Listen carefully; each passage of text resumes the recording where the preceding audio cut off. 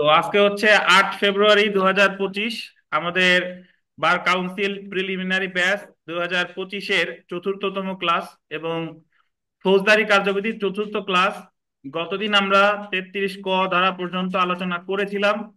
তো আজকে আমরা 33 ধারা দণ্ডবিধির সরি আমাদের ফৌজদারি কার্যবিধির যে 33 ধারা, 33 ধারাটা আমরা আলোচনা করব। তো 33 ধারাটা একটু আমরা সরাসরি আমি আপনাদের একটা শীট, স্পেশাল লেকচার শিট, সেখানে একটু চলে আসি। দেখেন, ধারা 33, এখানে বলা আছে যে জরিমানা অনাদায়ে ম্যাজিস্ট্রেট গণের দণ্ড প্রদানের ক্ষমতা। জরিমানা অনাদায়ে আন্ডারলাইন করবেন বা গোল দিবেন ম্যাজিস্ট্রেট গণের। Power of magistrates to sentence to imprisonment in default of, এখানে ফাইন হবে, ইংলিশটা লাইন হয়ে গেছে, একটু ফাইন করে দেন, ইন ডিফল্ট অফ ফাইন। তো তাহলে এই শিরোনাম দেখে আমরা এটা বুঝতে পারলাম যে 33 ধারা শুধুমাত্র কার ক্ষেত্রে প্রযোজ্য? ম্যাজিস্ট্রেট। এটা 33 ধারাটা দায়রা আদালতের ক্ষেত্রে প্রযোজ্য না। আমি একটু আগে 33 ধারাটার সারমর্ম বলে দিই, তারপরে আমরা বিস্তারিত পড়ব। 33 ধারাটার সারমর্ম হলো যে যখন কোনো ম্যাজিস্ট্রেট কারাদণ্ড প্রদান করে, কারাদণ্ড প্রদানের সাথে অর্থদণ্ডও প্রদান করতে পারে। ধরেন আমরা গতদিন পড়েছি যে 32 ধারা অনুসারে প্রথম শ্রেণীর ম্যাজিস্ট্রেট সর্বোচ্চ 5 বছরের কারাদণ্ড প্রদান করতে পারে, আর কত দিতে পারে? জরিমানা কত? 10,000 টাকা। এখন ধরেন আমাদের দণ্ডবিধির 379 ধারায় চুরির শাস্তি আলোচনা করা হয়েছে। সেখানে চুরির শাস্তি আছে যে কোনো বর্ণনার 3 বছর পর্যন্ত কারাদণ্ড এবং বা অর্থদণ্ড বা উভয়। ঠিক আছে, এখন ধরেন একজন চোরকে একজন প্রথম শ্রেণীর ম্যাজিস্ট্রেট বিচার করে চোরকে ধরেন 379 ধারায় 3 বছরেরই সাজা দিছে। 3 বছরের বেশি তো দেওয়ার ওনার ক্ষমতা নাই, এবং সেই সাথে 10,000 টাকা জরিমানা করছে। এখন যখন বিচারকরা রায় লেখেন তখন ওই জরিমানা অনাদায়ে একটা কারাদণ্ডের কথা লিখেন, কারণ সকল আসামির জরিমানা পরিশোধের ক্ষমতা নাও থাকতে পারে। যদি জরিমানা পরিশোধের ক্ষমতা না থাকে তাহলে ওই জরিমানা সে দিতেছে না, তার বিনিময়ে সে এতদিন কারাদণ্ড ভোগ করবে, মানে 3 বছর তো ভোগ করবেই। সেই সাথে সাথে সে যদি 10,000 দিতে পারলো না জরিমানা, এটার জন্য সে আলাদা একটা মানে ভোগ করবে কারাদণ্ড। এখন এই কারাদণ্ডটা হিসাব করবে কিভাবে? এই কারাদণ্ডটা যে জরিমানা অনাদায়ে আর কত দিনের কারাদণ্ড দিতে পারে, এই কারাদণ্ডটা হিসাবের পদ্ধতি সম্পর্কে বলছে আমাদের ফৌজদারি কার্যবিধির 33 ধারায়। কত ধারায়? 33 ধারায়, ফৌজদারি কার্যবিধির 33 ধারায়। 33 ধারায় বলতেছে যে ম্যাজিস্ট্রেট ওই ধারায় সর্বোচ্চ যে সাজা দিতে পারতো, কারাদণ্ড দিতে পারতো, ওই জরিমানা অনাদায়ে তার 4/1 বেশি কারাদণ্ড দিতে পারবে। অর্থাৎ হলো, আমরা এইভাবে মনে করি যে ম্যাজিস্ট্রেট কারাদণ্ড দিছিল 3 বছর 10,000 টাকা। 3 বছর কি 10,000 টাকা। এখন ওই 10,000 টাকা অনাদায়ে ম্যাজিস্ট্রেট দেখবে যে 379 ধারায় সর্বোচ্চ সাজা দেওয়া যেত কত? 3 বছর দেওয়া যেত। তাহলে 3 বছরে ভাগ দিবে 4 দিয়ে। তাহলে 3 বছরে নর্মালি হয় হলো 36 মাস। 36-টা যদি আমি 4 দিয়ে ভাগ দিই তাহলে হয় কত? 9 মাস। তাহলে এই 10,000 টাকার জন্য ওই ম্যাজিস্ট্রেট ওই আসামিকে সর্বোচ্চ কারাদণ্ড দিতে পারে কত? 9 মাস। তাহলে ওই আসামির যদি টাকা পয়সা না থাকে তাহলে সে 3 বছরের সাথে ভোগ করবে কত? 9 মাস। বুঝছেন? তাহলে জরিমানা অনাদায়ে যে কারাদণ্ডটা ভোগ করবে, এটা ম্যাজিস্ট্রেট হিসাব করবে কিভাবে? ফৌজদারি কার্যবিধির কত ধারায়? ফৌজদারি কার্যবিধির 33 ধারায়। এবং এই 33 ধারার বিধানটা শুধুমাত্র কিসের ক্ষেত্রে প্রযোজ্য? ম্যাজিস্ট্রেট আদালতের ক্ষেত্রে প্রযোজ্য। তো যদি বিষয়টা এরকম হয়, যারা বুঝেন নাই আবার একটু শুনেন। ধরেন আমি একটু আগে যে 379 ধারার উদাহরণটা দিলাম, প্রথমে বলছিলাম যে ম্যাজিস্ট্রেট আসামিকে 3 বছর কারাদণ্ড দিছে আর 10,000 টাকা জরিমানা করছে। যদি এরকম হয় যে ম্যাজিস্ট্রেট আসামিকে 379 ধারায় সাজা দিতে পারতো 3 বছর, বাট দিছে হলো 1 বছর। দিছে কত? 1 বছরের সাথে 5,000 টাকা। তো এই 5,000 টাকা অনাদায়ে কত দিনের কারাদণ্ড ম্যাজিস্ট্রেট এক্সট্রা দিতে পারেন? তাহলে ওই যদিও 1 বছর কারাদণ্ড দিছে ওটা তো আমার দেখার বিষয় না, আমি দেখবো যে ম্যাজিস্ট্রেট এই ধারায় সর্বোচ্চ কি কারাদণ্ড দিতে পারতো। তাহলে আমি দেখবো যে 379 দ্বারা সর্বোচ্চ দিতে পারতো 3 বছর। তাহলে 3 বছর দিয়ে ভাগ হবে কত দিয়া? 4 দিয়ে। তাহলে 9 মাসই হয়। তাহলে সে এই ক্ষেত্রে ম্যাজিস্ট্রেট ওই 5,000 টাকার জন্য ইচ্ছা করলে 1 মাস থেকে শুরু, একদিন থেকে শুরু করে সর্বোচ্চ কত দিতে পারে? 9 মাস। 9 মাসের বেশি পারবে না। তাহলে যদি 9 মাস দেয়, ধরে নি যে তাহলে 1 বছরের সাথে যোগ হবে কত? 9 মাস। এই হলো আমাদের ফৌজদারি কার্যবিধির 33 ধারা। এখন শুনেন যে আমাদের এই ফৌজদারি কার্যবিধির 33 ধারার সাথে আমাদের যে দণ্ডবিধি 1860 সামনে পড়বো, এর 65 ধারার হুবহু মিল আছে। তো 65 ধারা 33 ধারার মধ্যে মূল পার্থক্য হলো যে ফৌজদারি কার্যবিধির 33 ধারা শুধু ম্যাজিস্ট্রেট আদালতের ক্ষেত্রেই প্রযোজ্য, দায়রা আদালতের ক্ষেত্রে কিন্তু প্রযোজ্য না। কিন্তু দায়রা আদালতের ক্ষেত্রে প্রযোজ্য হচ্ছে দণ্ডবিধির কত ধারা? দণ্ডবিধির 65 ধারা দায়রা আদালতের ক্ষেত্রেও প্রযোজ্য, আবার ম্যাজিস্ট্রেট আদালতের ক্ষেত্রেও প্রযোজ্য। বুঝেছেন? এই হলো আমাদের মূল কথা 33-এর। তো আপাতত এই জিনিসটা আমরা আরো বিস্তারিত পড়বো যখন আমরা দণ্ডবিধি পড়বো। জাস্ট এক কথায় বলে দিই যে 33 ধারাটা হলো যে ক্ষেত্রে কারাদণ্ডের সাথে অর্থদণ্ড দেয়। কি বলেন? কারাদণ্ডের সাথে অর্থদণ্ড দেয়। আর যে ক্ষেত্রে ম্যাজিস্ট্রেট শুধু অর্থদণ্ড দিছে, শুধু অর্থদণ্ড দিছে, ধরেন একজন ব্যক্তিকে শুধু অর্থদণ্ড দিল, তাহলে শুধু অর্থদণ্ড অনাদায়ে কারাদণ্ডটা কিভাবে হবে? এটা ফৌজদারি কার্যবিধিতে নেই, এটা আছে দণ্ডবিধির 67 ধারায়। 67 ধারা আমরা যখন পড়বো জানবো যে 50 টাকা পর্যন্ত 2 মাস, 100 টাকা পর্যন্ত 4 মাস, 100 টাকার বেশি হলে কত দিন? 6 মাস। তাহলে কারাদণ্ডের সাথে যদি অর্থদণ্ড দেয়, তাহলে জরিমানার পরিমাণ, জরিমানা অনাদায়ে কতদিন কারাদণ্ড হবে এটা হিসাবের ক্ষেত্রে লাগে ফৌজদারি কার্যবিধির 33-এর সাথে দণ্ডবিধির 65। যদি শুধু অর্থদণ্ড অনাদায়ে কতদিনের কারাদণ্ড দিবে, এটা 4-এর 1 না, এটা 50 টাকা পর্যন্ত 2 মাস, 100 টাকা পর্যন্ত 4 মাস, 100 টাকার বেশি হলে 6 মাস। এটা বলেছে দণ্ডবিধির 67 ধারা। বুঝতে পারছেন? আর বাদ বাদ থাকে যে যাবজ্জীবন কারাদণ্ডের সাথে যদি অর্থদণ্ড দেয়, যাবজ্জীবন কারাদণ্ডের সাথে অর্থদণ্ড দিলে কিভাবে হিসাব করবে, এটা বলা আছে দণ্ডবিধির 57 ধারায়। কত ধারায়? দণ্ডবিধির 57 ধারায়। তো এই বিষয়টা তখন গিয়ে আমরা বিস্তারিত পড়বো। আপাতত আমরা এটা মনে রাখলাম। এখন আমরা ফৌজদারি কার্যবিধির 33 ধারাটা একটু পড়ি, দেখেন। জরিমানা অনাদায়ে ম্যাজিস্ট্রেট আদালত আইনে অনুমোদিত যে কোনো মেয়াদের কারাদণ্ড প্রদান করতে পারবেন, তবে শর্ত হলো কারাদণ্ডের মেয়াদ এই কার্যবিধি অনুসারে, আন্ডারলাইন করেন, ম্যাজিস্ট্রেটের ক্ষমতার বাইরে হবে না। জরিমানা অনাদায়ে যে কারাদণ্ডটা দিবে, এই কারাদণ্ডটার মেয়াদ ম্যাজিস্ট্রেটের যে ক্ষমতা তার কি হবে না? বাইরে হবে না। এখন এই কথাটার অর্থ কি? আচ্ছা, এই কথাটার অর্থ আমি একটু পরে বোঝাই। তার আগে খ নাম্বার পয়েন্টটা দেখেন। ম্যাজিস্ট্রেট মামলার বিচার করবেন, ম্যাজিস্ট্রেট যে মামলার বিচার করবেন তাতে, আন্ডারলাইন করবেন, মূল দণ্ডের অংশ হিসেবে কারাদণ্ড দেওয়া হয়ে থাকলে এবং জরিমানা অনাদায়ে যে কারাদণ্ড দেওয়া হবে তার মেয়াদ উক্ত ধারায় উল্লেখিত, গোল দিবেন, সর্বোচ্চ কারাদণ্ডের 1/4 বেশি হবে না। তো এখানে যদি মূল দণ্ডের অংশ হিসেবে যদি কারাদণ্ড দেয় আর যদি কি দেয়? অর্থদণ্ড দেয়, তাহলে ওই অর্থদণ্ড অনাদায়ে কারাদণ্ড ওই ধারায় যে সর্বোচ্চ সাজা হতো তার কয় ভাগের বেশি হবে না? 1/4 বেশি হবে না। এবং দেখেন 32 ধারা অনুসারে ম্যাজিস্ট্রেট যে সর্বাধিক মেয়াদের মূল কারাদণ্ড দিতে পারেন তার সাথে এই ধারা অনুসারে প্রদত্ত কারাদণ্ড যোগ করা যেতে পারে। মানে হলো যে যে মেইনলি যে কারাদণ্ড দিছে সেটার সাথে অর্থদণ্ড অনাদায়ে যে কারাদণ্ড হবে এটা কি হবে? যোগ হবে। এখন 33-এর প্রথম পয়েন্টটা দেখেন, কারাদণ্ডের মেয়াদ এই কার্যবিধি অনুসারে ম্যাজিস্ট্রেটের ক্ষমতার বাইরে হবে না। এটার অর্থ কি? মানে 33-এর পয়েন্টটা একটু দেখেন। কারাদণ্ডের মেয়াদ এই কার্যবিধি অনুসারে ম্যাজিস্ট্রেটের ক্ষমতার কি হবে না? বাইরে হবে না। মানে বিষয়টা হলো আপনি জরিমানা অনাদায়ে যে কারাদণ্ডটা দিবেন, এই কারাদণ্ডটা আবার আপনার ক্ষমতার বাইরে হবে না। আপনার ক্ষমতার বাইরে কিভাবে বোঝা যায়? একজন দ্বিতীয় শ্রেণীর ম্যাজিস্ট্রেট কত বছর কারাদণ্ড দিতে পারে? 3 বছর। তৃতীয় শ্রেণীর ম্যাজিস্ট্রেট দিতে পারে কত? 2 বছর। আর প্রথম শ্রেণীর 5 বছর। এখন ধরেন তৃতীয় শ্রেণীর ম্যাজিস্ট্রেট যদি, সরি উদাহরণস্বরূপ, তৃতীয় শ্রেণীর ম্যাজিস্ট্রেট এমন একটা অপরাধের বিচার করছে যেই অপরাধটার 4 ভাগের জরিমানা অনাদায়ে যদি 4 ভাগের 1 ভাগ হিসাব করি তাহলে ওনার 2 বছরের চেয়ে বেশি হয়ে যায়। ধরেন দস্যুতার বিচারের কথা যদি আমি ধরি, উদাহরণস্বরূপ বলি আর কি, দস্যুতার বিচার যদি কেউ করে এবং অর্থদণ্ড দেয়, তাহলে দস্যুতার রে 4 ভাগের 1 ভাগ দিলে কত হয়? 10 বছরে 4 ভাগের 1 ভাগ কত? 2.5 বছর।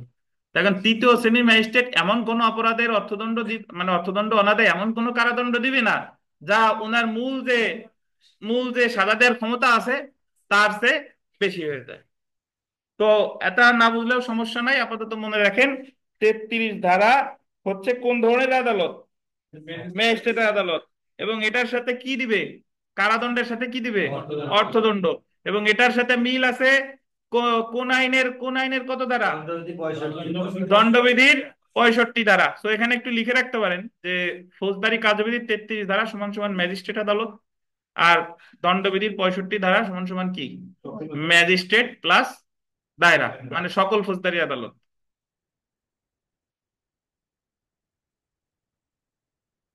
তো 33 ধারা আমরা আইন পাঠে পড়বো না, আইন পাঠে এখানে একটু ভুল ব্যাখ্যা আছে, ওই জিনিস আর যাইতে যাচ্ছি না আমরা। আমি আপনাদের যে এডিশনাল পেজ দিব এখান থেকে পড়ে নেবেন।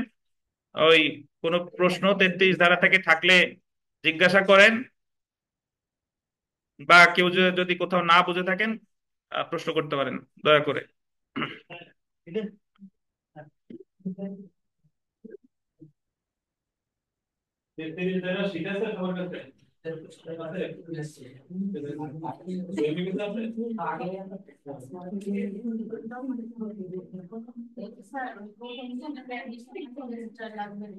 হ্যাঁ দেবো, জি।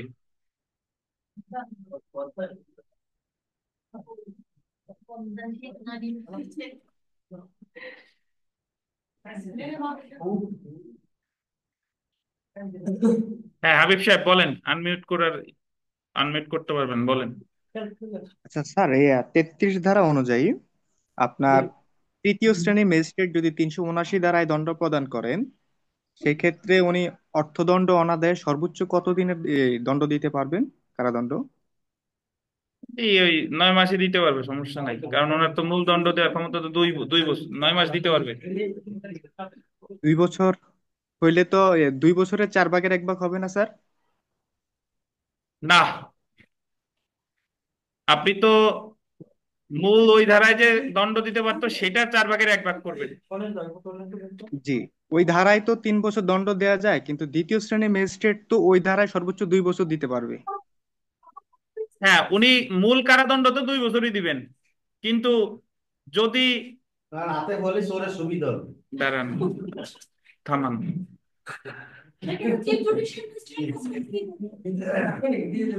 উনি মূল যে কারাদণ্ড সেটার 4 ভাগের 1 ভাগ পর্যন্ত দিতে পারবেন। মানে আপনি জি। বলতেছেন তো 2 বছর দিতে পারবেন, এখন 2 বছরের 4 ভাগের 1 ভাগ হবে কিনা, তাই তো? জি স্যার। না, মানে দুই বছরের 1 ভাগ না, মূল আমি যে, ব্যারে জি স্যার, জি জি। আমি ব্যার একটা পরে যেটা বুঝলাম আর কি এখানে, যে সংশ্লিষ্ট ধারায় ম্যাজিস্ট্রেট ওই অপরাধের জন্য যে দণ্ডটা সর্বোচ্চ দিতে পারবেন, ওই ম্যাজিস্ট্রেটের এখতিয়ারও আসলে এটার সাথে রিলেটেড, আমি এভাবেই বুঝছিলাম আর কি। হুম। না, আমার যতটুকু ধারণা এটাই, আপাতত এটা মনে রাখেন। আর আপনি যেটা বলছেন তারপরে আবার সামনে আমি দেখে আরো জানাবো, কিন্তু যে ধারণা সেটা হলো মূল ধারার যে সর্বোচ্চ সাজা সেটা। এখন আপনি যে বিশেষ কথা বলতেছেন, এটা অন্য যদি প্রথম শ্রেণীর ম্যাজিস্ট্রেট হয়, তাহলে সেই ক্ষেত্রে তো মূল ধরেন 379-র ক্ষেত্রে, সেই ক্ষেত্রে তো উনি বিবেচনা করবে 379-র যে 3 বছরের 4 ভাগের 1 ভাগ, সেটা নাকি? জি কারণ স্যার, যেহেতু ওনার এক্ষেত্রে শাস্তি বলতে দেওয়ার চাইছি, ক্ষমতা আছে। জি এক্ষেত্রে সংশ্লিষ্ট ধারায় যে শাস্তি আছে এবং জি ম্যাজিস্ট্রেটের যে এখতিয়ার আছে, দুইটাই বিবেচনা হবে। জি। ম্যাজিস্ট্রেট ওই সংশ্লিষ্ট অপরাধের জন্য সর্বোচ্চ যে দণ্ড দিতে পারতেন, তার 4 ভাগের 1 ভাগ অর্থদণ্ড অনাদায়ে উনি দিতে পারবেন সর্বোচ্চ হিসাবে। আচ্ছা, এটা মনে রাখেন, তারপর দেখতেছি। আপনি যে এখানে এই যে আমাদের এখানে ম্যাজিস্ট্রেট যে মামলার বিচার করবেন তাতে মূলদণ্ডের অংশ হিসেবে কারাদণ্ড দেওয়া হয়ে থাকলে এবং জরিমানা অনাদায়ে যে কারাদণ্ড দেওয়া হবে তার মেয়াদ উক্ত ধারায় উল্লেখিত সর্বোচ্চ কারাদণ্ডের। তো এখানে এটা তো বেয়ার অ্যাক্টেরই লেখা, উক্ত ধারায় উল্লেখিত সর্বোচ্চ কারাদণ্ডের 1/4-এর বেশি হবে না। যাই হোক, এটা মাথায় রাখেন, আমি ফিরবো আপনারা দেখে বিস্তারিত জানাবো। আপাতত মনে রাখেন সর্বোচ্চ যে সাজা সেটা 4/1 তো দেখেন আমরা জাস্টিসেস অফ দ্য পিসে চলে আসি। জাস্টিসেস অফ দ্য পিস, এখান থেকে কখনোই কোনোদিন কোনো প্রশ্ন আসে নাই। আলামিন সাহেব বলে নেবেন না?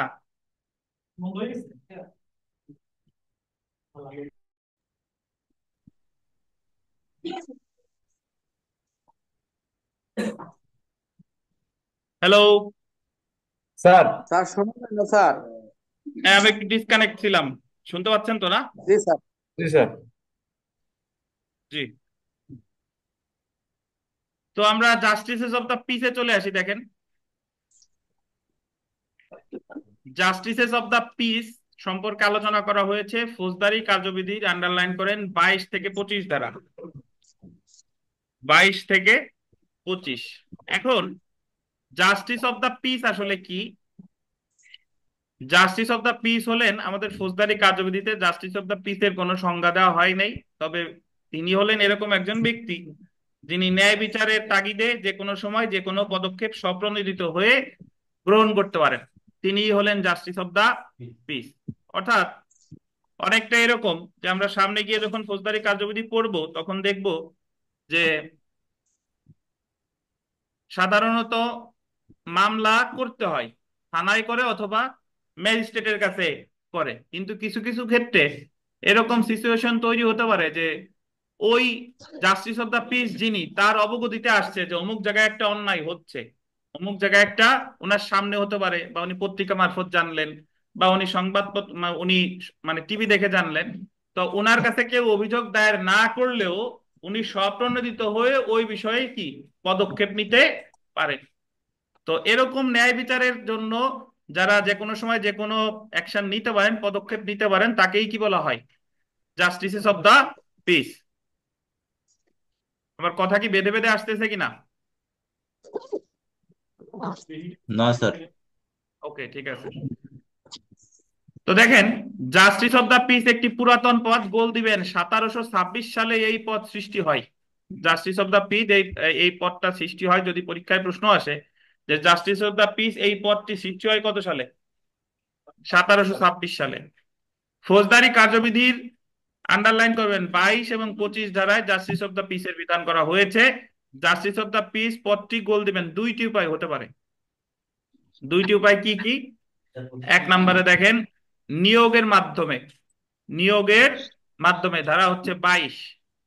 আর একটা হচ্ছে পদাধিকার বলে, ধারা হচ্ছে 25। পদাধিকার বলে পাশে এক্স অফিসিও লেখেন। এক্স অফিসিও, এক্স অফিসিও মানে হলো পদাধিকার বলে। যেরকম আমাদের বাংলাদেশ বার কাউন্সিলের যে চেয়ারম্যান, পদাধিকার বলে কে বলেন তো? Attorney general. Attorney x general. Officio attorney general. তো এরকমও এক্ষেত্রে জাস্টিস অফ দ্য পিস আমাদের ফৌজদারি কার্যবিধিতে দুইটা ক্ষেত্রে নিয়োগ দেওয়া হয়। একটা হলো নিয়োগের মাধ্যমে, আর একটা হচ্ছে পদাধিকার বলে। তো নিয়োগের মাধ্যমে যদি দেখেন, প্রথমে দেখেন ধারা 22 মফস্বল এলাকার জন্য জাস্টিস অফ দ্য পিস। মফস্বল এলাকার জন্য যে জাস্টিস অফ দ্য পিস সেটা হলো, আন্ডারলাইন করবেন, সরকার গেজেট বিজ্ঞপ্তি প্রকাশ করে গোল দিবেন বাংলাদেশের বাসিন্দা ও কোনো বিদেশি রাষ্ট্রের নাগরিক না এইরূপ যে কোনো ব্যক্তিকে বিজ্ঞপ্তিতে উল্লেখিত কোন স্থানীয় এলাকার জাস্টিস অফ দ্য পিস নিয়োগ করা যেতে পারে। অর্থাৎ 22 ধারার যে জাস্টিস অফ দ্য পিস, পরীক্ষায় প্রশ্ন আসবে যে মফস্বল এলাকার জন্য জাস্টিস অফ দ্য পিস নিয়োগ করে কত ধারায়? 22 ধারায়। কে নিয়োগ করে? সরকার। কিসের মাধ্যমে? গেজেট নোটিফিকেশনের মাধ্যমে। যে কোন দেশের নাগরিক না, বিদেশি রাষ্ট্রের নাগরিক না। এতটুকু মনে রাখলেই হবে। তো আমাদের, আপনি যদি বলেন যে sir justice of the peace এর আর কি কি কাজ আছে, জাস্টিস অফ দা পিস কি কি কাজ করে এই রিলেটেড মানে বিধানাবলী আমাদের দেশে ক্লিয়ার না। উদাহরণস্বরূপ বলা যেতে পারে, আপনারা যারা বাংলাদেশ সংবিধান পড়ে আসছেন, বাংলাদেশ সংবিধানের 77 অনুচ্ছেদে আছে কর ন্যায়পাল, ওমব্যাটসম্যান। তো ওমব্যাটসম্যান আমাদের বাংলাদেশের প্রেক্ষাপটে কখনো ওমব্যাটসম্যান পদটা সৃষ্টি করা হয় নাই, কিন্তু বাংলাদেশ সংবিধানে কি আছে। ঠিক একইভাবে যে আমাদের এই ফৌজদারি কার্যবিধিতে যে জাস্টিস অফ দ্য পিস আছে, এটাই মফস্বল এলাকার জন্য কোনোদিনই সরকার কাউকে নিয়োগ দেয় নাই, কিন্তু বিধান আছে।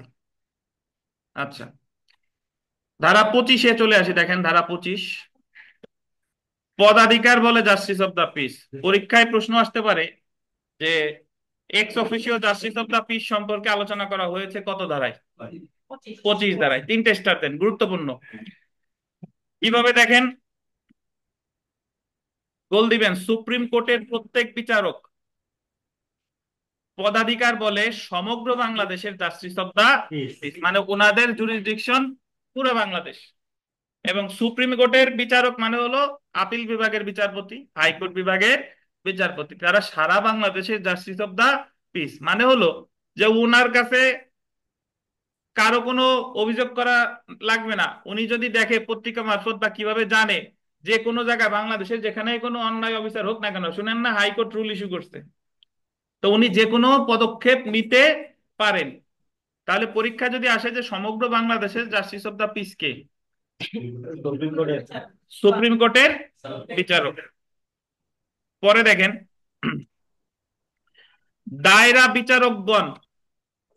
এখানে দায়রা বিচারকগণ বলতে বোঝাচ্ছে সেশন জাজ, অনলি সেশন জাজ, এডিশনাল সেশন সেশন জাজ বা জয়েন্ট সেশন জাজ তারা অন্তর্ভুক্ত হবে না। তো দায়রা বিচারকগণ বলতে কে বোঝাচ্ছে? সেশন জাজ, শুধু দায়রা জজ, শুধু কে? তো ভাষাটা এইভাবে হলে ভালো হতো, দায়রা জজগণ, দায়রা জজগণ একই কথা, ইংরেজিতে সেশন জাজ শব্দটাই আছে। তারপরে দেখেন চিফ জুডিশিয়াল ম্যাজিস্ট্রেটগণ। চিফ জুডিশিয়াল ম্যাজিস্ট্রেটগণ মানে 64 জেলায় কয়জন চিফ জুডিশিয়াল ম্যাজিস্ট্রেট? 64 জন। দায়রা সেশন জাজ বা দায়রা জজ 64 জেলায় কয়জন আছে? 64 জন। ঠিক। আর হচ্ছে মেট্রোপলিটন ম্যাজিস্ট্রেট, একটা মেট্রোপলিটন এলাকায় অসংখ্য মেট্রোপলিটন জজ থাকেন, এই মেট্রোপলিটন ম্যাজিস্ট্রেট। এই কয়জন হচ্ছে পদাধিকার বলে তাদের অধিকারভুক্ত, বলতেন তাদের অধিকারভুক্ত এলাকার জন্য জাস্টিস অফ দা পিস। এখানে এখানে কতগুলো ব্যাখ্যা আছে, আমি একটু দিই আপনাদের যে প্রশ্নগুলো আসতে পারে যে স্যার এই জায়গা তো চিফ জুডিশিয়াল ম্যাজিস্ট্রেট আছে, চিফ মেট্রোপলিটন ম্যাজিস্ট্রেট তো লেখে নাই, না লিখলে নাই, chief metropolitan justice of the peace না। মেট্রোপলিটন এলাকায় তাহলে শুধু জাস্টিস অফ দা পিস কে? Metropolitan magistrate. আর জেলা পর্যায়ে জাস্টিস অফ দা পিস কয়জন তাইলে? দায়রা জজ আর কে? সিজেএফ। কেন? তিনজন। জেলা পর্যায়ে স্ব এলাকার জন্য কে? দায়রা জজ আর চিফ জুডিশিয়াল ম্যাজিস্ট্রেট। আর যদি ঢাকা শহর বা মেট্রোপলিটন এলাকার কথা বলি তাহলে কে? শুধু মেট্রোপলিটন ম্যাজিস্ট্রেটগণ। বুঝছেন? যদি বলে যে শুধুমাত্র জেলা পর্যায়ের জাস্টিস অফ দা পিস কে কে? দায়রা জজ আর কে? Chief judicial magistrate.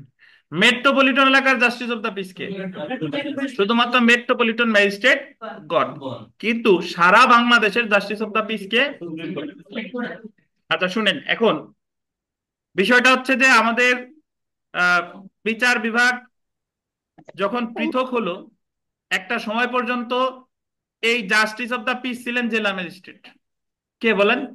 জেলা ম্যাজিস্ট্রেট। বিচার বিভাগ পৃথকের পরে জেলা ম্যাজিস্ট্রেটের জাস্টিস অফ দা পিসের ক্ষমতা নিয়ে কার উপর অর্পণ করা হলো?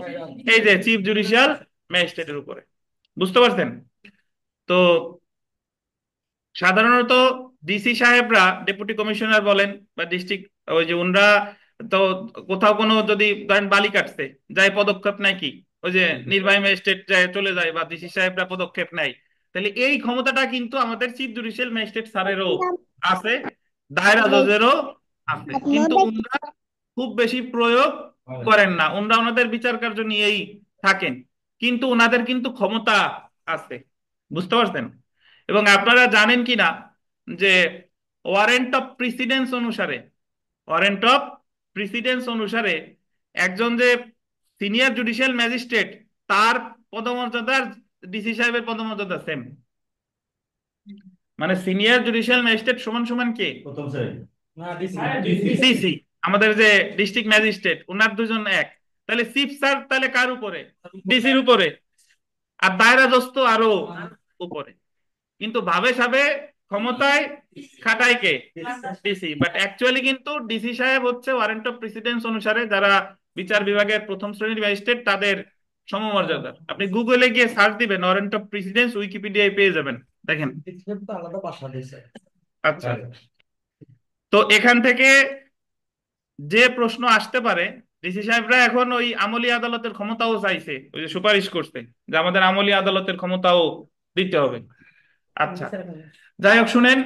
তো আমরা যেটা এখান থেকে জাস্টিস অফ দ্য পিস, এই পয়েন্ট এই এই টপিকটা খুবই গুরুত্বপূর্ণ। এখান থেকে 1 মার্ক আসার খুবই সম্ভাবনা। জাস্টিস অফ দ্য পিস আছে 22 ধারায়, জাস্টিস অফ দ্য পিস আছে 25 ধারায়। গেজেট নোটিফিকেশনের মাধ্যমে সরকার মফস্বল এলাকার জন্য নিয়োগ দেয় 22 ধারায়। আর ex officio justice of the peace কত ধারায়? 25 ধারায়। সুপ্রিম কোর্টের বিচারক সারা বাংলাদেশের justice of the peace.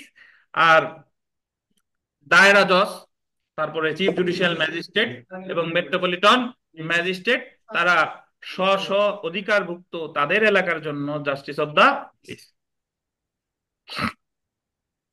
Sir gazette নোটিফিকেশনটা শুধুমাত্র হচ্ছে মফস্বল এলাকার জন্য প্রযোজ্য হবে স্যার। জি জি জি আচ্ছা স্যার। জি। তাহলে কাদেরকে সাধারণত এটা নিয়োগ দেওয়া হয়?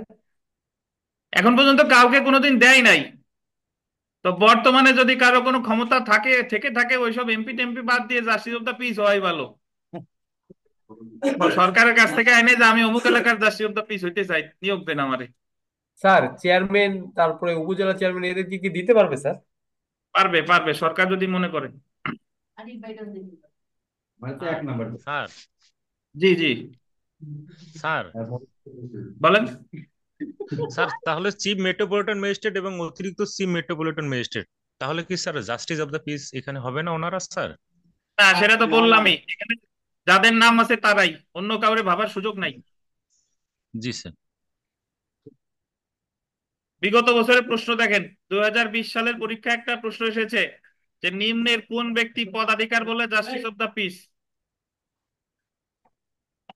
Metropolitan magistrate. কে বলেন?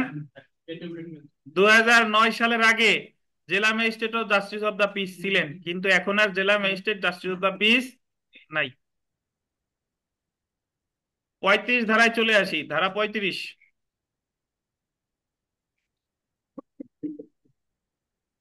একই মামলায় ভিন্ন ভিন্ন অপরাধে দণ্ডিত হলে যে শাস্তি প্রদান করা যায়। একই মামলা শব্দটা বলতেন, একই মামলায়,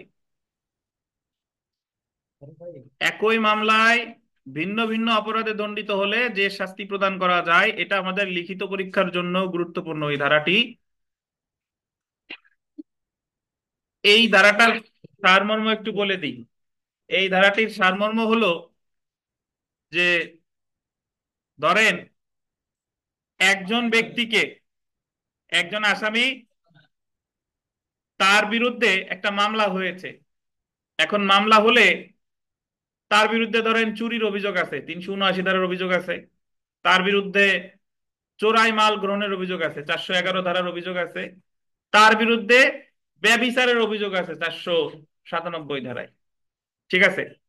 তো এখন ব্যক্তি একজন, কিন্তু মামলাও একটা, কিন্তু তার বিরুদ্ধে কয়টা অপরাধের বিচার হচ্ছে?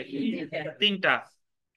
তো আদালত, বিচারক বিচার শেষে ওই ব্যক্তিকে যদি চুরির জন্য 3 বছর সাজা দিল 379 ধারায়, চোরাই মাল গ্রহণের জন্য 411 ধারায় 3 বছর সাজা দিল, আর ব্যভিচারের জন্য ধরেন 3 বছর দিল। তো এখন এই যে যে 3 বছর 3 বছর 3 বছর, এখন এই সাজাটা সে ভোগ করবে কিভাবে, সেটার ব্যাখ্যা দিয়েছে ফৌজদারি কার্যবিধির 35 ধারায়। ধরেন যদি এরকম হয় যে তার এই 3টা অপরাধের যে 3 বছর যদি একসাথে শুরু হয়, যে সকল অপরাধের সাজা ভোগ করা যদি একসাথে শুরু হয়, তাহলে তার সর্বসাকুল্যে খাটা লাগে কয় বছর? মাত্র 3 বছর খাটলেই সবগুলার সাজা কি হয়ে যাচ্ছে? শেষ হয়ে যাচ্ছে। আর যদি আদালত, আর যদি এরকম হয় যে তার সাজা আগে চুরির 3 বছর খাটতে হবে, তারপরে চোরাই মালের 3 বছর, তারপরে ব্যভিচারের 3 বছর, তাহলে তার খাটা লাগবে কত? 9 বছর। এখন আপনার এই সাজাটা কি একসাথে শুরু হবে কনকারেন্টলি, নাকি পর পর ধারাবাহিকভাবে কনজিকিউটিভলি? এটা রায়ে উল্লেখ থাকবে। কিসে উল্লেখ থাকবে? মানে এটা নির্ধারণ করে দিবেন কে? বিচারক। তো যদি একসাথে শুরু হয় সেটাই তো ওনার জন্য ভালো হতো, কিন্তু বিচারক ইচ্ছা করে মানে নির্দেশ দিলে এটা পর পরও হতে পারে, এবং পর পর খাটার ক্ষেত্রে তার সাজা খাটা লাগে কি বলেন তো, বেশি খাটা লাগে। জি। তো এখন একটু পড়ি দেখেন যে যে ক্ষেত্রে একটি বিচারে অভিযুক্ত দুই বা ততোধিক অপরাধের জন্য দণ্ডিত হয়, কয়টা অপরাধে দণ্ডিত হবে? অ্যাটলিস্ট দুইটা, বেশিও হতে পারে। সেক্ষেত্রে শাস্তির পরিমাণ কি হবে সেটাই 35 ধারায় আলোচনা করা হয়েছে। যখন কোনো ব্যক্তি একই বিচারে দুই বা ততোধিক অপরাধের জন্য দণ্ডিত হয়, যখন কোনো ব্যক্তি, এটা গোল্ডেন, কোনো ব্যক্তি বলতে একজন, বুঝতে পারছেন, একই বিচারে দুই বা ততোধিক অপরাধের জন্য দণ্ডিত হয়, উক্ত ক্ষেত্রে দণ্ডবিধির 71 ধারার বিধানাবলী সাপেক্ষে আদালত এমন দুই বা ততোধিক অপরাধের জন্য বর্ণিত শাস্তি যা আদালত প্রদান করতে এখতিয়ার সম্পন্ন সেটা থেকে পৃথক পৃথক শাস্তিতে তাকে দণ্ডিত করতে পারে। এটার অর্থ কি একটু পরে আসতেছি, তার আগে পরের প্যারাটা পড়ি দেখেন। এমন শাস্তি কারাবাসের সমন্বয়ে হলে, আন্ডারলাইন করবেন, একটি কারাবাস শেষ হওয়ার পরে অন্যটি শুরু হবে, কিন্তু আদালত গোল দিবেন নির্দেশ প্রদান করলে এমন কারাবাস গোল দিবেন একত্রে চলতে পারে। অর্থাৎ আদালত যদি এমন গোল দিবেন নির্দেশ প্রদান না করে, তাহলে একটি কারাবাস শেষ হওয়ার পরে অন্যটি শুরু হবে। কিছুই বোঝেন নাই, একটু বোঝাই শুনেন। যদি আদালত রায়ে বলে যে ডিপজলকে চুরির জন্য 3 বছর, চোরাই মাল গ্রহণের জন্য 3 বছর এবং ব্যভিচারের জন্য 3 বছর কারাদণ্ড প্রদান করা হলো, রায়টা যদি শুধু এরকম হয়, কি বলেন, এরকম হয়, তাহলে তার সাজার প্রকৃতি হবে আগে একটা খাটবে, আগে চুরির 3 বছর খাটবে, তারপরে কি অন্যটা 3 বছর খাটবে, তারপরে অন্যটা 3 বছর খাটবে। কিন্তু রায় যদি বলে দেয় যে সকল সাজা একত্রে শুরু হবে, সকল সাজা কি একত্রে শুরু হবে, তাহলেই একত্রে শুরু হবে। কিন্তু রায় যদি সুনির্দিষ্টভাবে একত্রে কথাটা উল্লেখ না থাকে, তাহলে সাজা খাটবে কিভাবে? পরপর। পরপর বা ধারাবাহিকভাবে ইংরেজি হচ্ছে কনজিকিউটিভলি, আর একত্রে চলতে পারে এটা হলো কনকারেন্টলি। আপনাদের প্রশ্ন আসবে একত্রে মানে কি, কনকারেন্টলি। সাজা কি কনকারেন্টলি যদি খাটার দরকার হয়, অবশ্যই ম্যাজিস্ট্রেট কিসে উল্লেখ করবে, রায় উল্লেখ করবে। কিন্তু কনকারেন্টলি যদি রায় উল্লেখ না করে, তাহলে সাজাটা খাটবে কিভাবে, ধারাবাহিক ভাবে বা কনজিকিউটিভলি।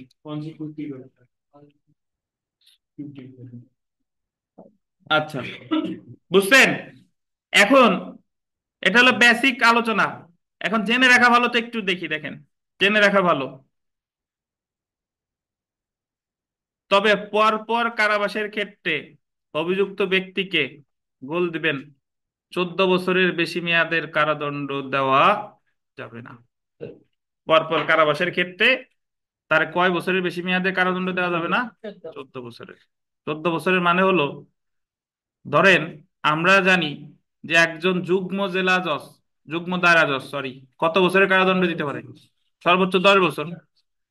এখন উনি যদি একজন ব্যক্তির বিচারে, ধরেন একজনই ব্যক্তি ডিপ জ্বললে বিচারে 7 বছর, 7 বছর, 7 বছর যদি দেয়, তাহলে যদি বলে দেয় যে একত্রে খাটবে, তাহলে 7 বছর 7 বছর করে দিতে কোনো কি নাই, সমস্যা নাই। কারণ 7 বছর খাটলেই 21 বছর খাটা লাগতেছে না, 7 বছর খাটলেই সব শেষ হয়ে যাচ্ছে। কিন্তু যদি বলে যে ধারাবাহিক ভাবে খাটবে, তাহলে 7 বছর 7 বছর 7 বছর 21 বছর খাটানোর কোনো সুযোগ নাই, সর্বোচ্চ খাটবে কত? তাহলে পর পর যদি উনি কারাদণ্ড দিতে চায়, তাহলে সেই ক্ষেত্রে সর্বোচ্চ খাটার সময় আছে, সর্বোচ্চ খাটবে কত? 14 বছর। এলো মেইন কথা। কিন্তু যদি বলতো যে একত্রে, তাহলে তো, জি জি। আর অপরদিকে পরেরটা দেখেন, মামলাটি ম্যাজিস্ট্রেট কর্তৃক বিচার করলে মোট শাস্তির পরিমাণ ম্যাজিস্ট্রেট তার গোল দিবেন সাধারণ এখতিয়ারে। সাধারণ এখতিয়ার মানে 32 ধারার কথা। সাধারণ এখতিয়ার মানে কত? 32 ধারায়। সাধারণ এখতিয়ারে যে শাস্তি প্রদান করতে পারে তার গোল দিবেন দ্বিগুণের বেশি হবে না। মানে হলো, ধরেন একজন তৃতীয় শ্রেণীর ম্যাজিস্ট্রেট, এখন তিনি যদি এমন একটা অপরাধের বিচার করতে, যে আগের তিনটার কথাই বললাম, যে 3 বছর, উনি তো নর্মালি সাজা দিতে পারে কত, 2 বছর করে। তাহলে 2 বছর ধরেন উনি তিনটা অপরাধে 2 বছর 2 বছর 2 বছর, মোট 6 বছর যদি দেয়, যদি বলে যে একত্রে চলবে, তাহলে 6 বছর দিলে সমস্যা নাই, কিন্তু তিনি যদি বলে যে এই সাজাটা পর পর চলবে, তাহলে 6 বছর দিতে পারবে না। তাহলে তাহলে কত বছর হবে? 4 বছর। কেন 4 বছর হবে? কারণ তার দণ্ড দেওয়ার ক্ষমতা ছিল কত বছর? 2 বছর। আর পর পর চলার ক্ষেত্রে তার দণ্ড প্রদানের যে সাধারণ এখতিয়ার তার কয় গুণের বেশি হবে না? 2 গুণ। তাহলে পর পর চলার ক্ষেত্রে উনি সাজা দিতে পারবে কত? 4 বছর।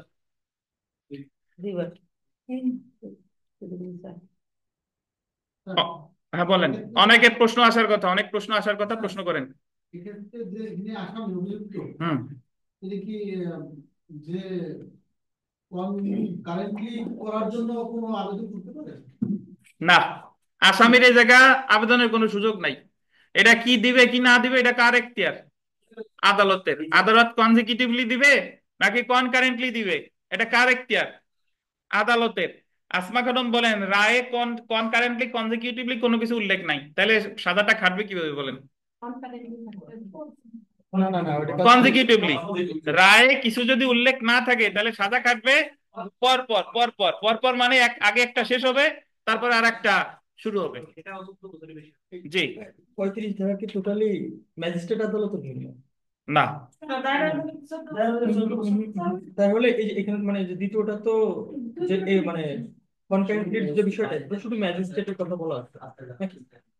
কোনটা? এই যে ম্যাজিস্ট্রেট তো ম্যাজিস্ট্রেট দ্বিগুণের বেশি হবে না? যদি একত্রিত হ্যাঁ, এখানে তো দায়রা আদালতকে দ্বিগুণের বেশি তো শুধু ম্যাজিস্ট্রেটের ক্ষেত্রে। হ্যাঁ আমি সেটাই বলতে হ্যাঁ চাচ্ছি, হ্যাঁ হ্যাঁ, ম্যাজিস্ট্রেটের ক্ষেত্রে দ্বিগুণের বেশি ম্যাজিস্ট্রেটের ক্ষেত্রে, কিন্তু আর অন্যান্য সকলের ক্ষেত্রে 14 বছরের বেশি হবে না যদি। হ্যাঁ। জি। এই বুঝছেন কিনা? বুঝেন নাই বোধহয়। বিশেষ ম্যাজিস্ট্রেট তো আপনার 7 বছর দিতে পারে, সেই ক্ষেত্রে বিশেষ ম্যাজিস্ট্রেটের কথা বলে নাই, সাধারণ এখতিয়ার বলতেছি ওই যে আপনার। ম্যাজিস্ট্রেটের আদালত আইনসম্মত আইন কর্তৃক দোষী দণ্ড দেওয়ার কোনো দণ্ডের করে আইনসম্মত দণ্ড দিতে হবে। ম্যাজিস্ট্রেটের কথা বলা যাচ্ছে সাবজেকশন 2 নাকি? সাবসেকশন দরকার নাই, এটাই শুধু সাবসেকশন দরকার নাই, আগে মূল জিনিস শুনেন।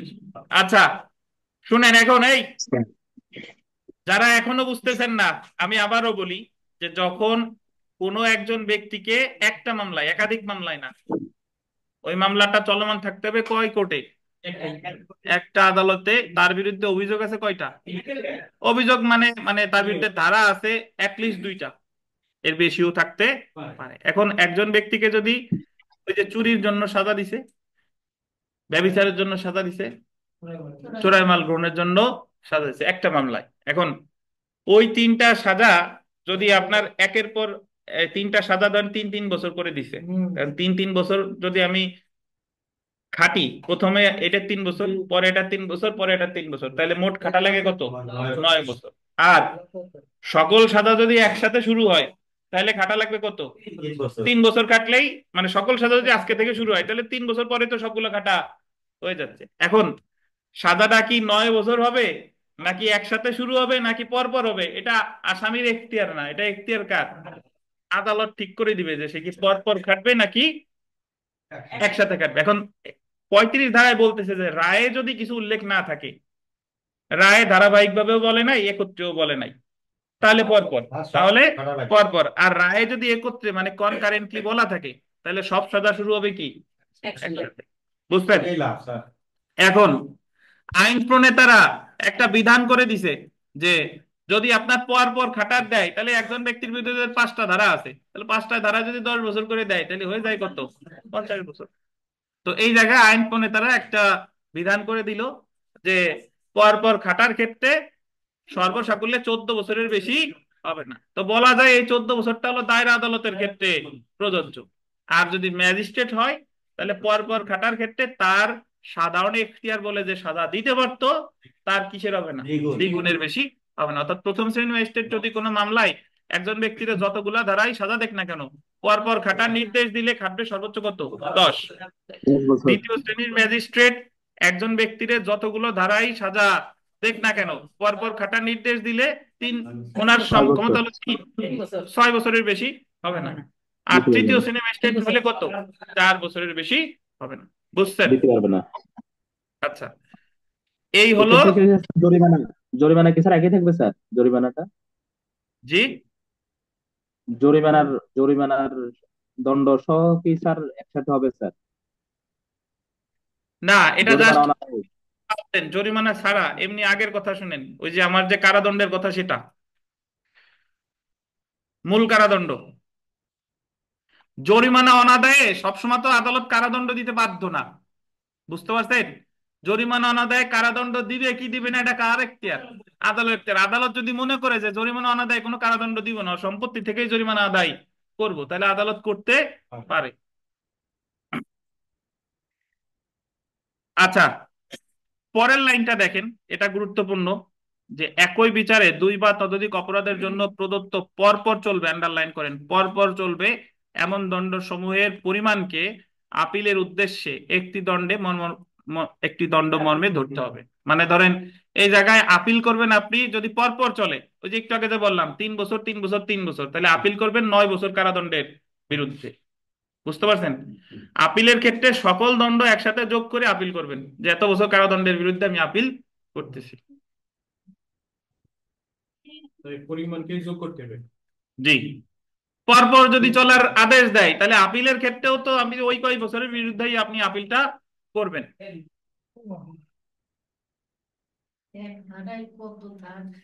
এখানে ওই যে বাংলাটা শুধু ওই যে প্রথমটা শুধুমাত্র দায়রা আদালতের জন্য, আর দ্বিতীয়টা তো শুধুমাত্র ম্যাজিস্ট্রেট। জি।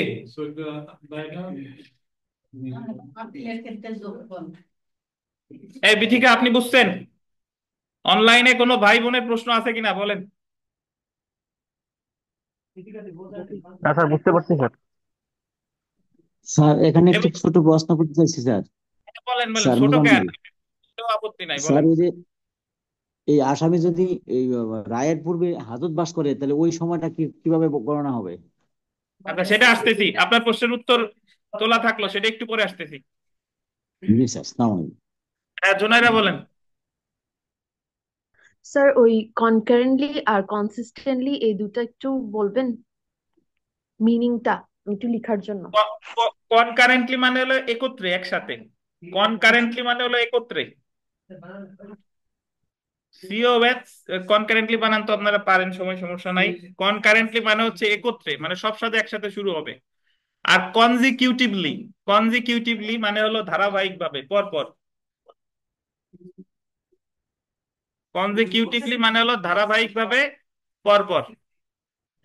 সেই দুটো অর্থ যাই নেন, এমসিকিউতে আসলে কিন্তু পরে মানে উল্টে যাবে না। কনকারেন্টলি মানে হচ্ছে কি একত্রে, সব সাজা একত্রে শুরু হচ্ছে। আর কনজিকিউটিভলি মানে ধারাবাহিকভাবে বা পরপর। আচ্ছা, এখন আমি একটা প্রশ্ন করি, শুনেন। বলল যে একজন ব্যক্তিকে, ধরেন ডিপজলকে প্রথম শ্রেণীর ম্যাজিস্ট্রেট 3 বছরের কারাদণ্ড দিছে এবং যুগ্ম দায়রা জজ 7 বছরের কারাদণ্ড দিছে। তাহলে এই দুইটা সাজার ক্ষেত্রে কি 35 ধারা প্রযোজ্য হবে কিনা? না, অনলাইনে যারা আছেন বলেন। আবার বলি আমি, প্রথম শ্রেণীর ম্যাজিস্ট্রেট 3 বছরের সাজা দিছে, আর একটা মামলায় যুগ্ম দায়রা জজ তার 7 বছরের সাজা দিছে। এখন এই দুইটা সাজার ক্ষেত্রে ফৌজদারি কার্যবিধির 35 ধারারে আনা যাবে কিনা? না স্যার, দুইজন ডিফারেন্ট আদালত ছাড়া আনা যাবে না। জি আচ্ছা, উত্তর হচ্ছে ভাই, 35 ধারাটা তখনই আনা যাবে যখন এটা একই মামলা। ভিন্ন কোর্টে হইলে ভিন্ন কোর্টের মামলার ক্ষেত্রে 35 ধারা আনা যাবে না। বুঝছেন? জি স্যার, একই বিচারে বলছে, প্রথমেই একই বিচারে স্যার। আর আপিলের ক্ষেত্রে কয়টা দণ্ডমর্মে গণ্য করতে হবে? একটা। একই স্যার। একটা বলতে হয় যে সবগুলো যোগ করে যা হয় সেটা আর কি। তো আমরা 35 কতে চলে আসি। কথা বলতে পারছি না, কথা তো আনমিউট করে বলেন খোরশেদ সাহেব, আনমিউটের ইয়ে আছে দেখেন। 35 ক, ধারা 35 ক। তো আপনার এই যে যে মেইনলি যে বিষয়গুলা, ধরেন আপনারা অনেকে এই যে 35 ধারা থেকে আমাদের লিখিত পরীক্ষায় সমস্যামূলক প্রশ্ন আসতে পারে, এইভাবে যে অমুক ব্যক্তিরে এত বছরের কারাদণ্ড দিছে, এখন এই সাজাটা সে কিভাবে ভোগ করবে, এটা সে কিভাবে ভোগ করবে। আবার আমি যে কথা বললাম যে ম্যাজিস্ট্রেট আদালত এত বছর দিছে, দায়রা জজ এত বছর দিছে, এই ক্ষেত্রে ফৌজদারি কার্যবিধি 35 ধারা প্রযোজ্য হবে না। এখন আপনি যদি এই সম্পর্কে আপনার ধারণা পরিষ্কার না থাকে তাহলে তো লিখিত পরীক্ষায় ভালো করা যাবে না, এই আর কি। জি আরিফ সাহেব বলেন। স্যার যুগ্ম জজ, যুগ্ম কি আগে তাই বলেন। যুগ্ম দায়রা জজ। যুগ্ম জজ যুগ্ম, জি। এর একটা সাজা দেখুন, হ্যাঁ, এটার আপিল হলো ধরেন দায়রা আদালত, জি। আবার ওদারে চিফ জুডিশিয়াল একটা সাজা দেন, হ্যাঁ, ওনার আপিল দায়রা। হ্যাঁ, এখন কি কি হবে? দুই আদালত দুইটা সাজা দিচ্ছে, কিন্তু আপিল তো এক। আমি বলছি জিনিসটা স্যার,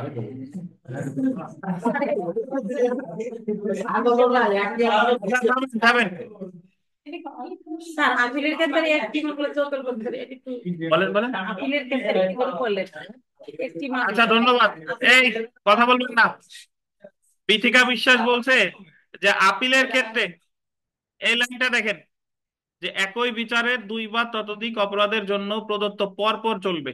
মানে যখন কোনো বিচারক রায় দেয় যে তার আসামির সাজাটা পরপর চলবে, তো এমন পরপর চলবে দণ্ডাদেশের বিরুদ্ধে যদি আপনি আপিল করতে চান, পরপর চললে তো আপনার ধরেন দুইটা অপরাধে 3 বছর 3 বছর সাজা খাটা লাগবে, কয় বছর? 6 বছর। তাহলে আপিলও করতে হবে আপনার কয় বছরের বিরুদ্ধে? 6 বছরের বিরুদ্ধে। বুঝছেন? হ্যাঁ, তাই তো হবে। হ্যাঁ, হ্যাঁ। দুটো আচ্ছা, আমরা ধারা 35 কতে আসি। আরিফ সাহেব, আপনি এত ফাউল কথা বলেন কেন? আপনি যে কথা বলেন যে আপিলে সমস্যা কি? আপনি যদি বিয়ে 2টা করেন, শ্বশুর বাড়ি কি একটা হবে? ওরা দুই বোন হয় এটা তো লজিক, এটা তো লজিক, এটা তো লজিক, এটা লজিক। আচ্ছা দেখেন, আচ্ছা ধারা 35 ক দেখেন, দণ্ডপ্রাপ্ত ব্যক্তি জেল হাজতে থাকলে তার সাজার মেয়াদ। একটু আগে মোজাম্মল সাহেব যে প্রশ্নটা করলেন সেটার উত্তর 35 ক ধারা। 35 ক ধারায় বলছে যে যদি কোনো ব্যক্তি মামলা চলাকালীন সময়ে যতদিন কারাদণ্ড ভোগ করলো, যখন তাকে মূল দণ্ড দেয়া হলো, সেই মামলা চলাকালীন সময় যতদিন কারাদণ্ড ভোগ করছেন সেই মেয়াদটা মূল দণ্ড থেকে বাদ যাবে। ধরেন একজন ব্যক্তি চুরির মামলায় ধরা পড়ার পরে মামলা চলাকালীন সময় সে 3 মাস সাজা খাটছে এবং রায়ে তাকে সাজা দিল 6 মাস। কতদিন? 6 মাস। তাহলে এই 6 মাস থেকে বিয়োগ হবে কত? 3 মাস, কারণ 3 মাস মামলা চলাকালীন সময় ইতিমধ্যে সে ভোগ করে ফেলেছে। তো এই কথাটাই বলেছে কত ধারায়? 35 ক। 35 দেখেন, বিচার চলাকালে আসামি জেল হাজতে থাকলে এবং বিচার শেষে আসামি দণ্ডপ্রাপ্ত হলে সেক্ষেত্রে দণ্ডিত হওয়ার পূর্বে, আন্ডারলাইন করেন, আসামি যে মেয়াদে কারাবাস ছিল তা বাদ দিতে হবে।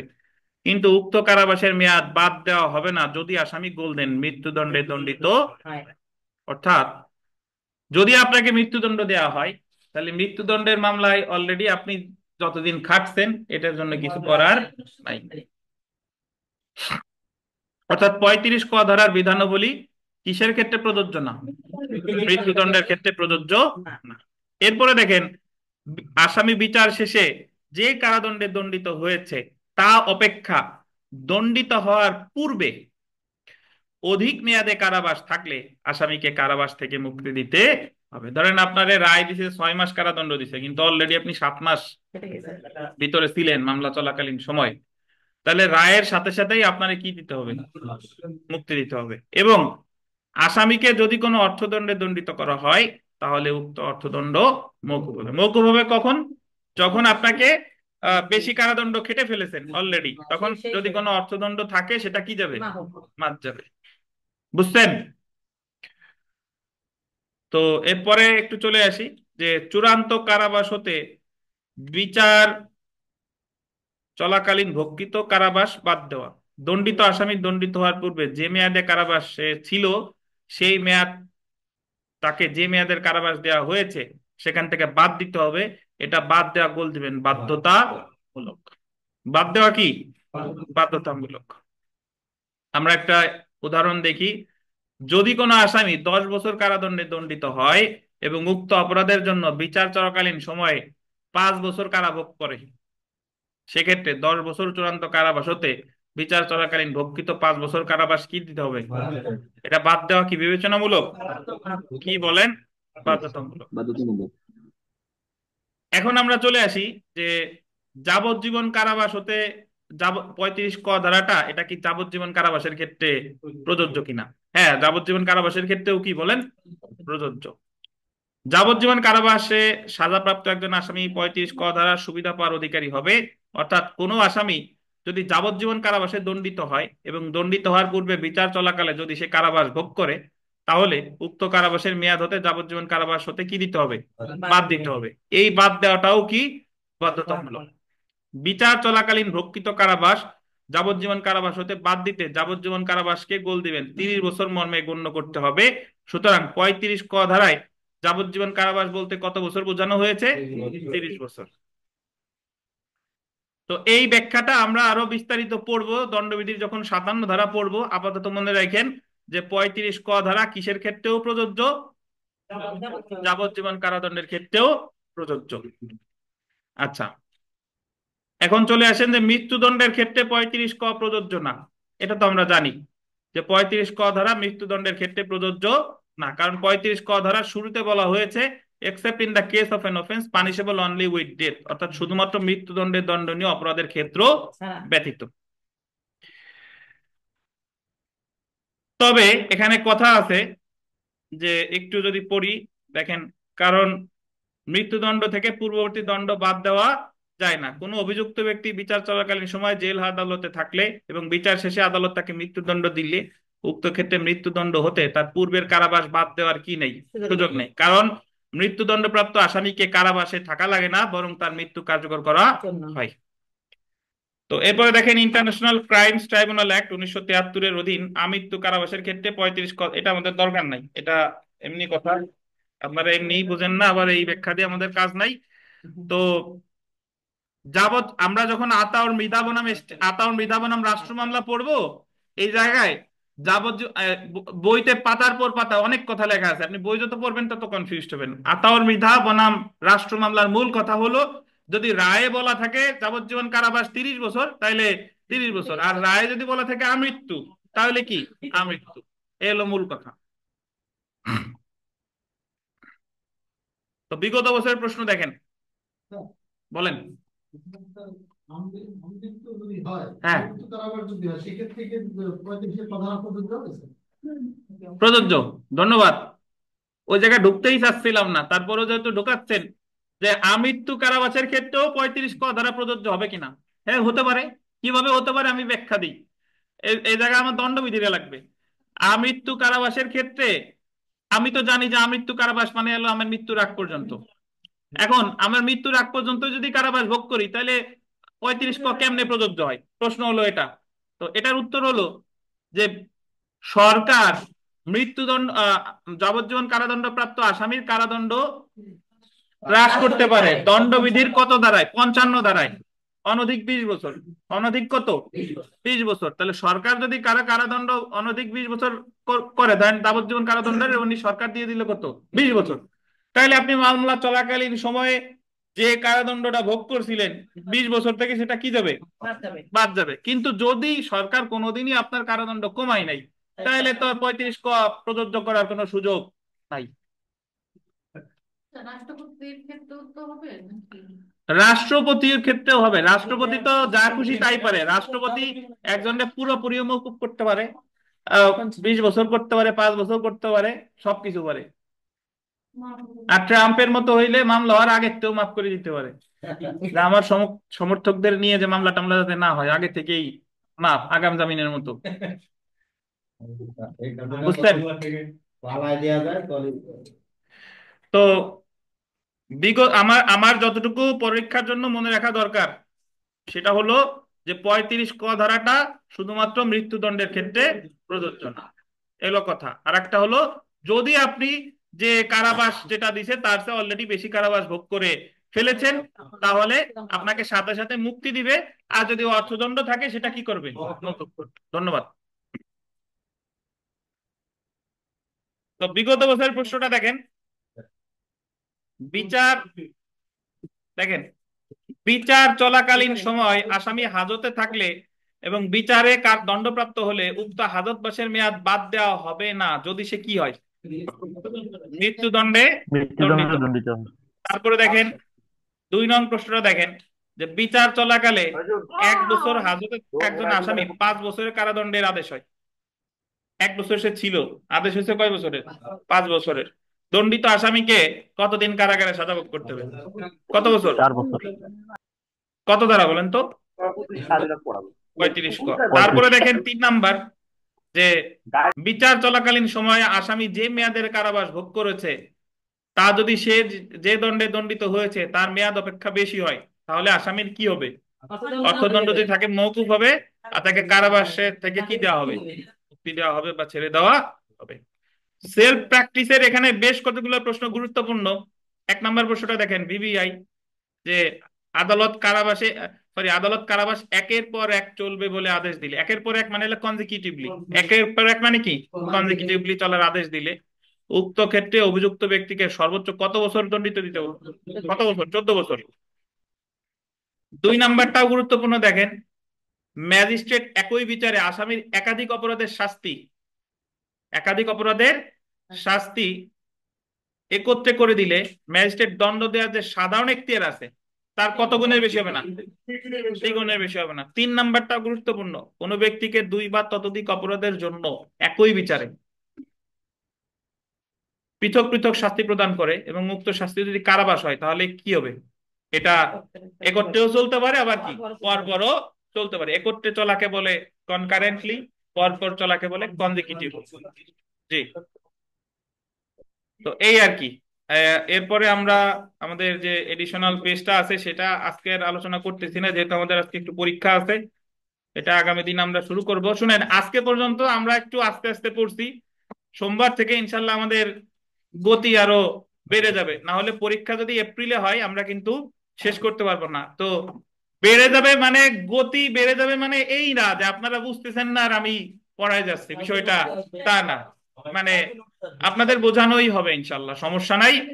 তো আমরা আজকে যতটুকু পড়লাম এটা নিয়ে যদি কোনো প্রশ্ন থাকে করতে পারেন, আর না হলে আমরা আজকে বার কাউন্সিলের আপনাদের মডেল টেস্ট ছিল সেটাই চলে যাব। কোনো প্রশ্ন থাকলে অনলাইন অফলাইন প্লিজ দয়া করে করেন, কেউ কথা বলবেন না। আচ্ছা স্যার, আমার একটা প্রশ্ন ছিল এরকম যে একটা চুরির মামলায় ম্যাজিস্ট্রেট 1 বছরের কারাদণ্ড দিছে, পাশাপাশি অর্থদণ্ড দিছে এবং অনাদায়ে আরো 2 মাসের কারাদণ্ড দিছে। এখন ওই ব্যক্তি ইতিপূর্বে 1 বছর 1 দিন কারাবাস করছে, শুনতে পারি না, তাহলে আরেকবার কি? একটু বলেন, কথা কেটে আসছে। হাবিব সাহেব আরেকবার একটু বলেন। স্যার স্যার এই ম্যাজিস্ট্রেট আদালত একটা চুরির মামলায় 1 বছরের কারাদণ্ড দিছে এবং জি অর্থদণ্ড দিছে, সেই অর্থদণ্ড অনাদায়ে আরো 2 মাসের কারাদণ্ড দিছে। জি, এই কন্ডিশনে আসামি 1 বছর 1 দিন কারাদণ্ড ভোগ করছে, সেক্ষেত্রে কি তার অর্থদণ্ড অনাদায়ে যে সাজাটা ছিল এবং অর্থদণ্ড ছিল সেটা কি বাদ যাবে? সে কতদিন ভোগ করছে? 1 বছর 1 দিন। 1 বছর 1 দিন, আর তার হয়েছে মোট কত? 1 বছর মূল কারাদণ্ড আর অর্থদণ্ড অনাদায়ে আরো আছে 2 মাস। 2 মাস, তার মানে তারে মোট দিছে হলো 1 বছর 2 মাস নাকি? জি স্যার। আর সে খাটছে হলো 1 বছর 1 দিন। জি। আচ্ছা, সেক্ষেত্রে তো তার দণ্ড পুরোপুরি মওকুফ করবে না, মানে অর্থদণ্ডের যেটা আচ্ছা, আনুপাতিক হারে মওকুফ করতে পারে, আনুপাতিক হারে। আনুপাতিক হারে মওকুফ হবে না স্যার? জি জি জি আচ্ছা আচ্ছা, ঠিক আছে স্যার। জি। স্যার এডিশনাল পেজটা একটু দিয়েন স্যার। হ্যাঁ, অবশ্যই অবশ্যই। একজন প্রশ্ন করছে, স্যার একাধিক অপরাধ কি একই মামলায় হবে নাকি আলাদা মামলায়? আপনারাই উত্তর দেন। কানুন সাহেব একই বলেন, মামলা। একাধিক অপরাধ কি একই মামলায় না আলাদা মামলায়? একই একই মামলায় মামলায়, স্যার, একই মামলায়। একই মামলায়, জি। ভিন্ন ভিন্ন চার্জ। একই মামলায় ভিন্ন ভিন্ন চার্জ স্যার। হ্যাঁ, আশিক সাহেব কি বলবেন বলেন। আসসালামু আলাইকুম স্যার। ওয়ালাইকুম আসসালাম। জি স্যার বিষয়টা হলো যে আমরা প্রথমে যে পড়ালেন sir justices of the peace, আর একটা বিষয় আমরা সংবিধানে পড়ছিলাম যে 77 এই অনুচ্ছেদে, সেটা হচ্ছে ন্যায়পাল। ন্যায়পাল আর হ্যাঁ, জাস্টিস অফ দ্য পিচের মধ্যে কি একটু পার্থক্য যদি তাকে একটু বললেন। ধারণাটা পরিষ্কার হতো স্যার। আচ্ছা, এটা ন্যায়পাল এক জিনিস, ন্যায়পাল রিলেটেড আলাদা আইনও ছিল। ন্যায়পাল হচ্ছে আমাদের যে ফৌজদারি, সরি, ন্যায়পাল আইনে যেটা বলা আছে, তিনি কোনো মন্ত্রণালয়ের দায়িত্বে থাকবেন, ওই মন্ত্রণালয়ের কার্যবিধি তিনি পর্যবেক্ষণ করবেন, এই টাইপের আর কি। আর জাস্টিস অফ দ্য পিস কোনো স্পেসিফিক মন্ত্রণালয় রিলেটেড না, তিনি স্ব স্ব এলাকার জন্য। এই মোটামুটি এটাই পার্থক্য। আরো বিস্তারিত জানতে হলে আপনি ওই গুগলে গিয়ে ন্যায়পাল লিখে সার্চ দেন। ন্যায়পালের আইনটা আমার যতদূর মনে পড়ে 1981-82 এই টাইপের দিকে। তো আমাদের দেশের প্রেক্ষাপটে কোনোদিন ন্যায়পাল নিয়োগ দেওয়া হয় নাই, কোনোদিন জাস্টিস অফ দ্য পিস এমনি মফস্বল এলাকার জন্য নিয়োগ দেয় নাই, তবে স্ব স্ব এলাকার জন্য জাস্টিস অফ দ্য পিস বা x officio justice of the piece আছে। দুইটা কমপ্লিটলি দুই জিনিস। ধন্যবাদ স্যার। জি। হ্যাঁ, আজাদ হোসেন বলেন। স্যার আসসালামু আলাইকুম। স্যার এই হাবিব সাহেব যে প্রশ্নটা করছিল আর কি স্যার, এই 1 বছর জি। কারাদণ্ড এবং ধরেন 2000 টাকা জরিমানা করছে আর কি স্যার হুম। ম্যাজিস্ট্রেট সাহেব। তো এক জি বছর জি বলেন। কারাদণ্ডর 1 বছর কারাদণ্ডের মধ্যে উনি, হ্যালো, হ্যাঁ বলেন বলেন। 1 বছর কারাদণ্ডের মধ্যে তো উনি 1 বছর 1 দিন কেটে ফেলছে, মানে অলরেডি হ্যাঁ কেটে ফেলছে 1 বছর। তো তো হ্যাঁ, ওখানে স্যার তো মকুব হয়ে যাবে না স্যার? তার মূল কারাদণ্ডটা বছর বাদ 2 মাস যাচ্ছে। এখন সে যদি মনে করে যে আমি জরিমানা দিয়ে দিব, তাহলে তো জরিমানার টাকা দিয়ে দিবে, আর না হলে জরিমানার যে বাকি কয়দিন আছে সেই কয়দিন খাটতে হবে। জরিমানা অনাদায়ে যে 200, মানে যে জরিমানা অনাদায়ে জরিমানা, যে 2 মাস, সেটা কি স্যার মূল কারাদণ্ডের সাথে যুক্ত হবে? হ্যাঁ, ধরেন ওনার তো 1 বছর আর 2 মাস দিল জরিমানা, তাহলে উনি যদি দুই এক মাস তো বছর স্যার এক, অর্থদণ্ড অনাদায়ে দিচ্ছে তো স্যার। জি, 2 মাস তো স্যার অর্থদণ্ড অনাদায়ে স্যার। তো অর্থদণ্ড দিলে আপনি 2 মাস খাটবেন না, অর্থদণ্ড না দিলে তো খাটতে হবে, সহজ কথা। আপনি অর্থদণ্ডের 2 মাসের তো একদিন বেশি হয়েছে, আর যে 1 মাস 29 দিন, সেই কয়দিনের কি হবে? স্যার এখানে তো বলা আছে স্যার অর্থদণ্ড মকুব করে দেওয়া হবে স্যার, এটা বাধ্যতামূলক বলছিলেন না স্যার, এই জন্য বলতেছি যে। ভাই, অর্থদণ্ড মওকুফ করে দিবে কখন? যখন আপনার বেশি হয়েছে। কিন্তু আপনার তো মোট সাজাই হয়েছে 1 বছর 2 মাস, আপনি 1 বছর একদিন খাটলে ওই 29 দিন, 1 মাস 29 দিন কেন আপনার মওকুফ করবে? না স্যার, সাজা তো 1 বছর, তারপর হচ্ছে অর্থদণ্ড দিছে, অর্থদণ্ড অনাদায়ে সাজা দিছে তো স্যার। দণ্ডবিধির 59 ধারাতে আছে স্যার, এটা আনুপাতিক হারে আদায় করলে অবশিষ্ট অংশ পরিসমাপ্তি হবে স্যার। তো বুঝতেছেন না যে আপনারে 1 বছর 2 মাস সাজা দিছে, এখন আপনি 1 বছর একদিন খাটছেন, ঠিক আছে, তাহলে ওই যে যে অর্থদণ্ডের ওই দিন আপনার মওকুফ করে দিবে, এটা বলতেছেন আপনি, তাই? জি স্যার। এটা তো আপনার একবারে মওকুফ করবে না, এটা আপনার আনুপাতিক মওকুফ করতে পারে। কারণ আপনি তো এটি যদি জি স্যার, 1 বছর, আনুপাতিক হারে স্যার বাদ যাবে, সেটাই বলতেছি। আরে ভাই আপনার তো কথা বলেন কেন? এ দেখেন মাছ বেচতে আসছি আমি, পড়তে না আসতে করে চলে যান।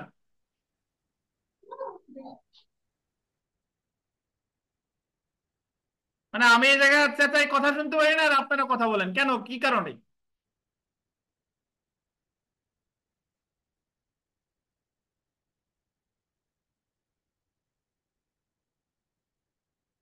আচ্ছা, আপনার সমস্যার সর্বশেষ উত্তর দিই, শুনেন। আমাদের দণ্ডবিধির 68-69 ধারায় বলা আছে, যদি কেউ আনুপাতিক হারে অর্থদণ্ড দেয়, আনুপাতিক হারে তার অর্থদণ্ড, ওই কারাদণ্ড মওকুফ হবে। 20 আছে নাকি তাই গুলাই দেন।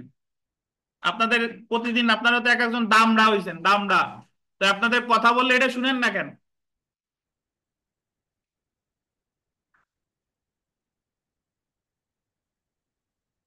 আচ্ছা, আপনার উত্তর পরে আসতেছি ভাই, ধন্যবাদ।